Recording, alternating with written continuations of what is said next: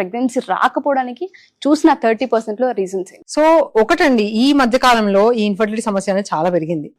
Almost WHO guide lines ప్రకారం చూసుకున్నట్టయితే ప్రతి 6గురిలో ఒకళ్ళు ఈ ప్రాబ్లమ్ తో బాధపడుతున్నారు అనేది తెలిసింది. ఎందుకు అంటే ఒకప్పుడు కాలంతో కంపేర్ చేస్తే ఇప్పుడు ఎందుకు ఇలా ఈ ఇష్యూ అనేది ఇంత పెరుగుతుంది అనేది చూసినట్టయితే మన కరెంట్ లైఫ్ స్టైల్ ఇష్యూస్ అనేవి మేజర్ గా చూస్తున్నామండి. అంటే ఏం రీజన్ లేకుండానే males as well as females లో కూడా ఎగ్ కౌంట్ తగ్గిపోవడం, స్పర్మ్ కౌంట్ తగ్గిపోవడం చాలా చూస్తున్నాం ఈ మధ్యలో. నార్మల్ గా ఏంటంటే ఫీమేల్స్ కి వయసు పెరుగుతున్న కొద్దీ ఎగ్ నెంబర్ తగ్గడం అనేది కామన్ గా చూస్తుంటాం. బట్ ఈ మధ్య కాలంలో ఏంటంటే యంగ్ ఏజ్ లో కూడా 20s లో వస్తుంటారు, 25-24 years.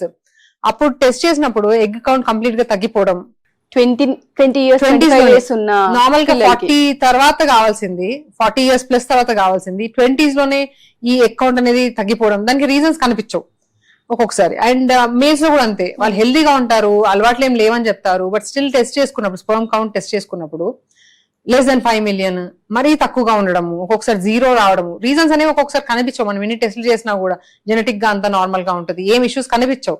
బట్ స్టిల్ తగ్గడం అనేది ఈ మధ్య కాలంలో చాలా ఎక్కువ చూస్తున్నామండి.